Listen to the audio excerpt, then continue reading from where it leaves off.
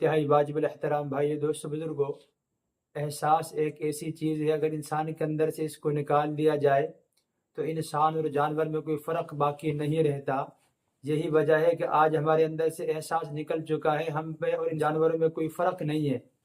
آپ دیکھ لیں فلسطینیوں پر جو کچھ گزر رہی ہے ہم سب کے سامنے ہیں، لیکن پھر بھی کچھ ایسے احباب موجود ہیں مسلمانوں میں سے جنہیں اپنی ذات کے علاوہ کچھ اور دکھائی نہیں دیتا۔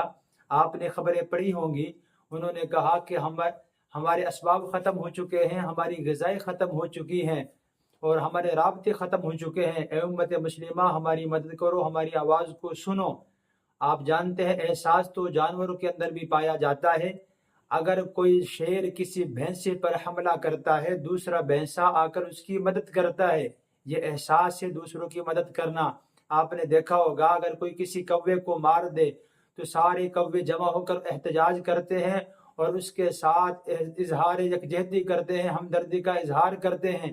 آپ نے دیکھا ہوگا اگر کسی چونٹی کو کوئی مار دے تو ساری چونٹیاں جمع ہو کر اس چونٹی کو، مری ہوئی کو ایک جگہ پر لے جاتی ہیں۔ اور آپ جانتے ہیں چونٹی کے اندر اتنا احساس ہے کہ اللہ رب العزت نے چونٹی کا واقعہ قرآن میں ذکر کیا، قالت نملۃ یا ایھا النمل ادخلوا مساکنکم، ایک چونٹی نے کہا او چونٹیوں اپنے گھروں میں داخل ہو جاؤ، ایسا نہ ہو کہ تمہیں سلیمان علیہ السلام کا لشکر روند ڈالے۔ تو یہ احساس ایسی چیز ہے جو معمولی حقیر ایک چیز ہے، اللہ کی مخلوق چونٹی اس کے اندر بھی پایا جاتا ہے، پرندوں کے اندر بھی پایا جاتا ہے، درندوں کے اندر بھی پایا جاتا ہے۔ ہم انسان ہو کر آج احساس کھو بیٹھے، ہم اندر احساس نہیں ہے۔ آپ جانتے ہیں جو کچھ ان پہ گزر رہی ہے سب کے سامنے ہیں۔ بقرہ عید قریب ہے، ہر مسلمان بقرہ عید کی تیاری میں ہے، اپنے جانور ذبح کریں گے، لیکن کیا کہنے فلسطینیوں کے، وہ اپنے بچوں کو ذبح کریں گے، اپنے معصوم بچوں کو ذبح کر رہے ہیں۔ تو میرے دوستو ہم ان کا ساتھ دیں، ایسے موقع پر ان کے لیے دعائیں کریں۔ الحمدللہ بہت سے مسلمان ایسے ہیں جو غیور ہیں، ہر موقع پر ہر پلیٹ فارم پر ان کا ساتھ دے رہے ہیں، ان کے لیے دعائیں کر رہے ہیں، ان کے لیے آواز اٹھا رہے ہیں۔ بالخصوص علماء کرام ہر وقت ان کے لیے دعا گو ہیں اور ہر جگہ پر امت کو بیدار کر رہے ہیں، فلسطینیوں کے ساتھ اظہار یکجہتی کر رہے ہیں۔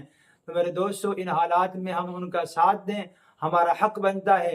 آپ جانتے ہیں موسیٰ علیہ السلام جب گزر رہے تھے تو ایک موسیٰ علیہ السلام کی قوم کا ایک فرعونی، دونوں آپس میں دست و گریباں تھے، جھگڑا کر رہے تھے۔ موسیٰ علیہ السلام نے اپنی قوم والے کا ساتھ دیا اور فرعونی پہ ایک مکہ لگایا، جس کی وجہ سے فرعونی ہلاک ہو گیا، مر گیا۔